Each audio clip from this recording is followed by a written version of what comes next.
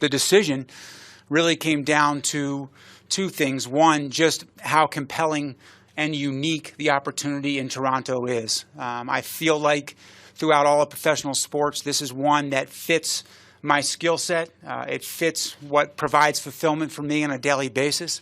And when I think about who I am as a person, and for those of you that know me, I'm a lot about waking up every single day and wanting to be better, wanting to grow, wanting to develop.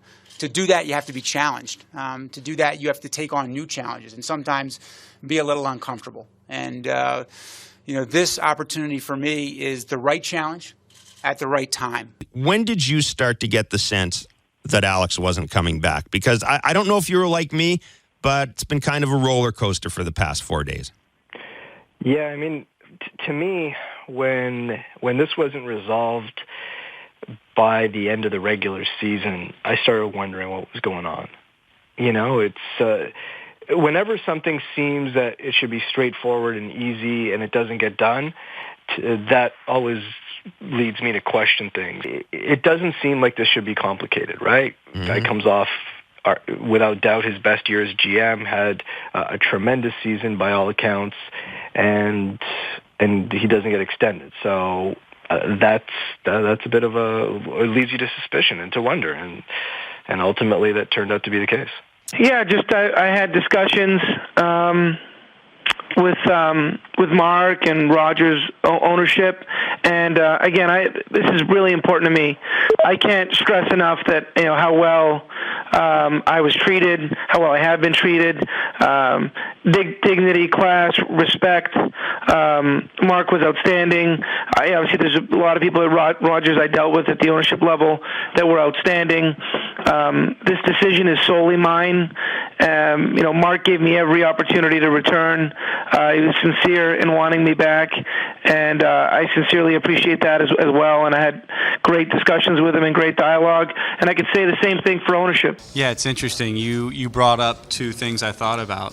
One was that they had just won their division, which I think is remarkable, a very hard thing to do, especially in this division, and how they did it. So that's the first thing that I thought about, that largely that team was still intact and would be exciting to be a part of. And then the second thing I thought about was the fact that this team is one baseball team in a country, that potentially 30 million people will be pulling for and wanting to win and wanting to be a part of something big. So, but yeah, I mean, incredible opportunity, obviously with someone that I have a ton of respect for, knowing that I'm coming to work and be side by side with someone that I know extremely well, is coupled with those other two things, very exciting.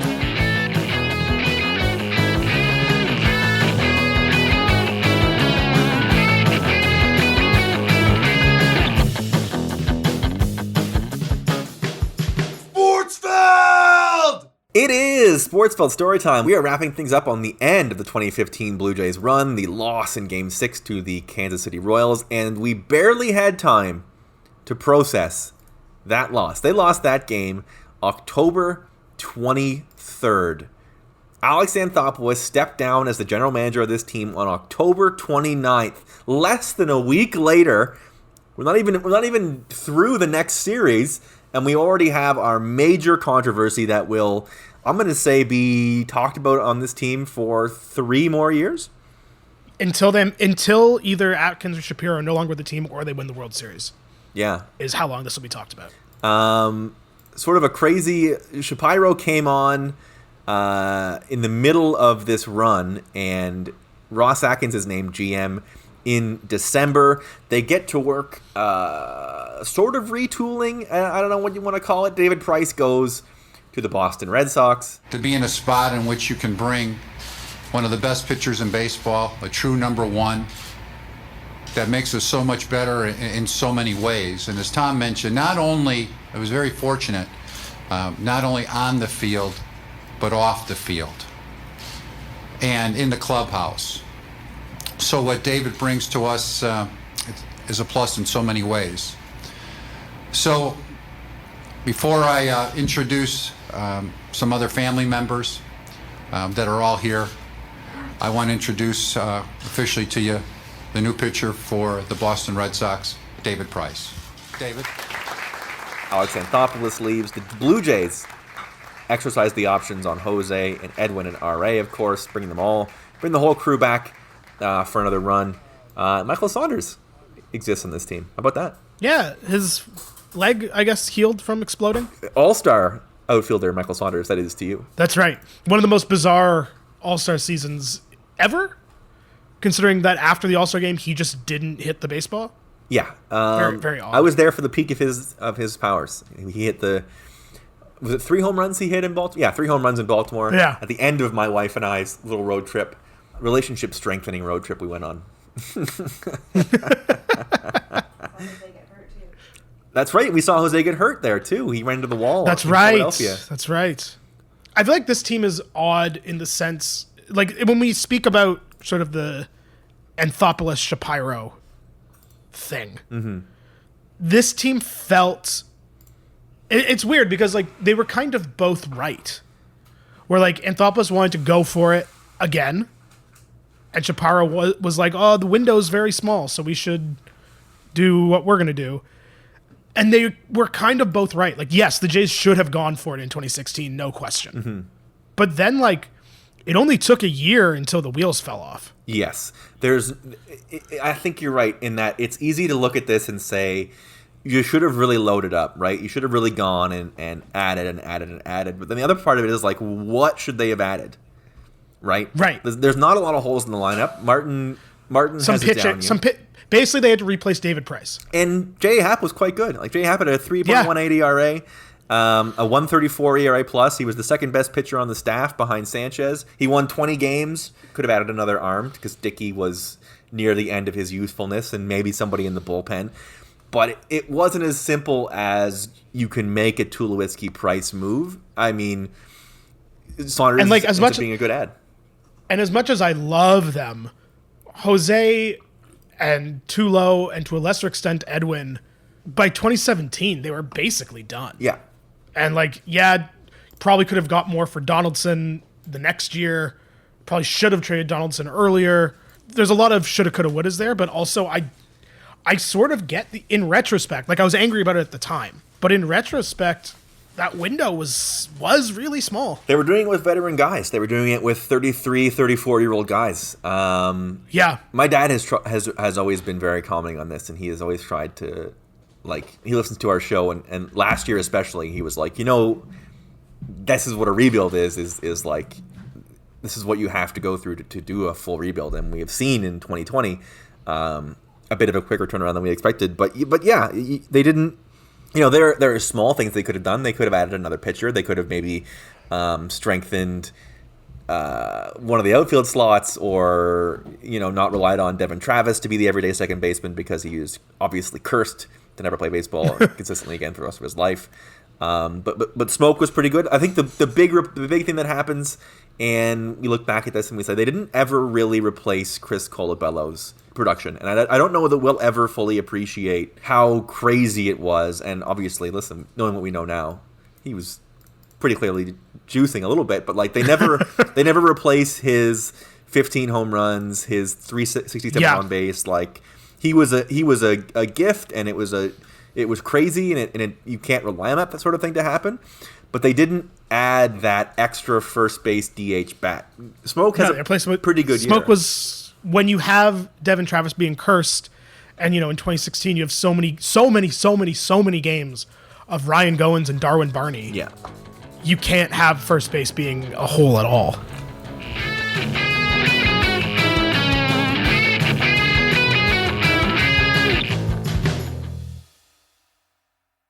We've talked about 2016. We talked about the wild card game, so we sort of have been over this season, but some of the missteps. Liam Hendricks for Jesse Chavez remains a very bad trade. Even though Hendricks wasn't great his first 2 years after that deal, he was very good the year before. I wonder how much of that was fueled from him being not great in his playoff appearances, but I think you would rather have Liam Hendricks in this season than Jesse Chavez, who moves around.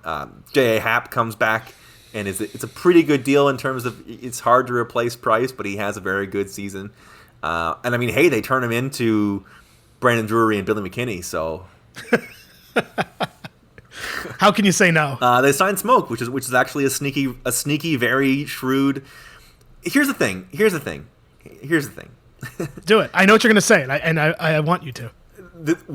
What this front office, Atkins and Shapiro, have shown that they are good at is value deals, right? Yep.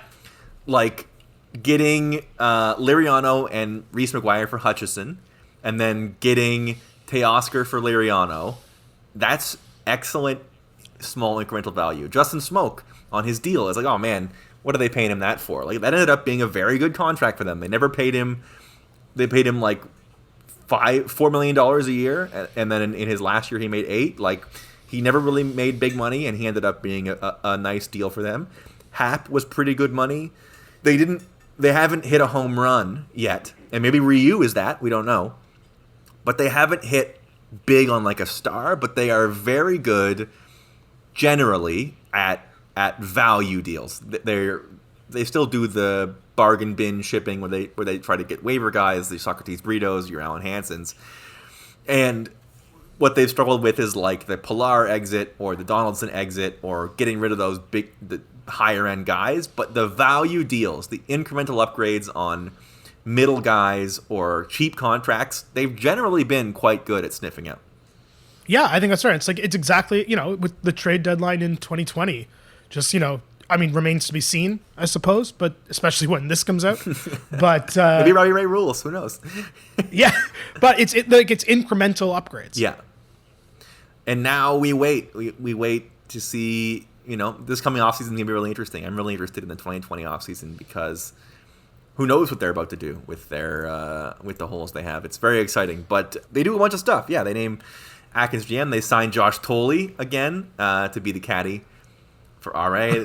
Darwin Barney comes back in a full-time thing. Cecil, Delabar, Hutch, Loop, Saunders, and Storin get 1 year. Oh, I'm Drew Storin. Oh, I have that embarrassing. Our first go-through at Patreon includes my embarrassing Drew Storin is a great addition piece. Hey, we all thought Drew Storin was going to be a great move. 2 scoring. Boy, imploded so quickly. Not until Daniel Vogelbach would we see a Blue Jays transaction implode so quickly. You know what Drew Storin is? And you know who else was this way was Steve Pierce. Yeah. Drew Storin is a guy, and he traded for Ben Revere, by the way. Drew Storin is a guy that you see for like 6 years in video games, and he's like, oh, he's a closer. He plays for Washington. He's like, oh yeah, I don't want to have to hit off Drew Storin in the show 14. That sounds terrible. And you get him, and you're like, oh, never mind. This is fucking brutal. Yeah, it was. Oh, Drew Storin was so frustrating. Because Steve Pierce was like, there was a couple years in the show where Steve Pierce wins the batting title for you if you're doing it right. Steve Pierce was World Series MVP. That's wild. Don't forget. Boy, oh boy. Gavin Floyd, how about that? Donaldson gets... I also kind of thought Gavin Floyd was going to pan out. I think part of thinking that they do well with the incremental upgrades is you sort of forget how many guys get churned through this. Rafael Soriano and... Yeah. I think that's a good point. But I think also this isn't, and you sort of make this point in the prep notes, is it sort of a sign of what's to come in 2020? And I think that is sort of an interesting signpost. It's sort of building the opposite way. Instead of coming down off the crescendo, you were looking at making your way up. But it does, you are absolutely right, it does sort of, to me, mirror the deadline they had in 2020, where they are going to get guys that, if they don't work out, it's fine. They didn't really give them much. But if they do work out, there's a ton of upside in the possibility of getting strike throwers and strikeouts and all kinds of stuff like that.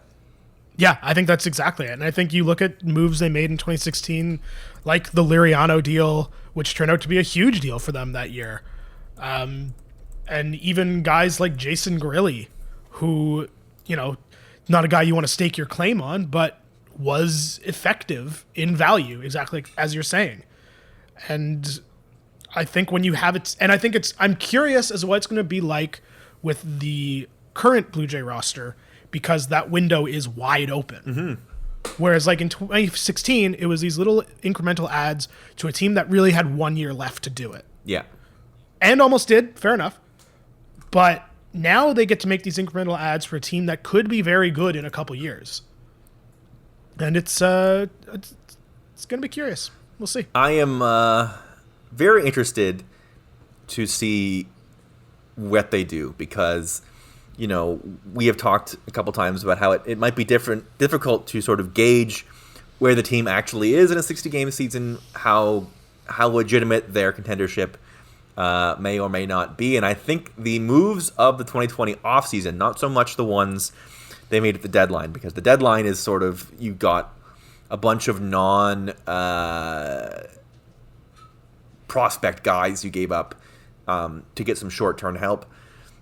I'm interested to see where they think this team is in the scope of a full season by looking at how they approach going in to 2021. Do they believe that they have Pearson and Ryu and Stripling and now they need to add more pitchers, or do they believe in some of the farm guys they have? Anthony Kane may be taking a step forward. Do they think Teoscar and Randall are real deals and legit and they don't need to add to the outfield, or are they looking to move, let's say, Lourdes Gurriel Jr.? Like, there's a lot of really interesting decisions to be made with where this team is now in 2020, and I think it'll be interesting to see, not to put too much on this front office, but it's a team they built and are gearing up versus a team somebody else built and they are sort of tearing down. Yeah, I would agree entirely with that. Ugh, why didn't they win the 2015 World Series? Fuck's sakes. I know. We'll never know. I'll say this while we're here at the end. How many guys because of 2015 and the way things went down, how many guys did you end up growing like basically for the rest of time hatred for? Because I got a few. Oh, so many. Oh my god. Like, I'll never wish to see Alcides Escobar succeed ever again in my life. Especially on that Royals team. Jesus. And he hasn't played in 2 years.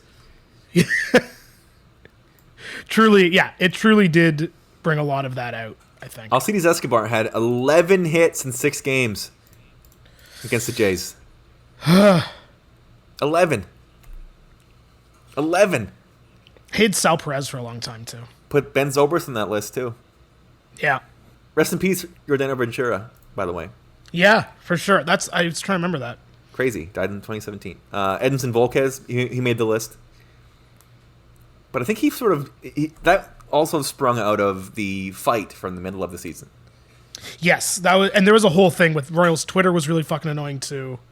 Oh yeah, you were still deep into like. Yeah, I will quote I'd fight anger. Yeah.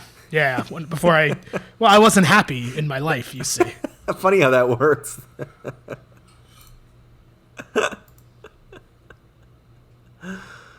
Oh my goodness. All right. All right is right. It soured. We've been soured because of the 2015 Royals. Anyway, as always, we thank you all for coming along on this journey with us, getting mad at the 2015 Royals with us. We hope that you enjoyed this latest series, the September edition of Sportsfeld Storytime. If you have an idea for the Sportsfeld Storytime you want to see in the future, just drop it in the Discord channel there under #Storytime, and we will get to it. We got, we're wide open for ideas. Obviously, bat flip and Kawhi shot are obvious choices, but if you have a different one, something unique, off the beaten path, a season or a year or a player or a game you want to see us talk about, we are happy to do that. Just let us know in the Discord. That is all. In the meantime, of course, Sportsfeld continues as regularly scheduled. As always, we will see you next month, and we thank you very much once again for listening to Sportsfeld.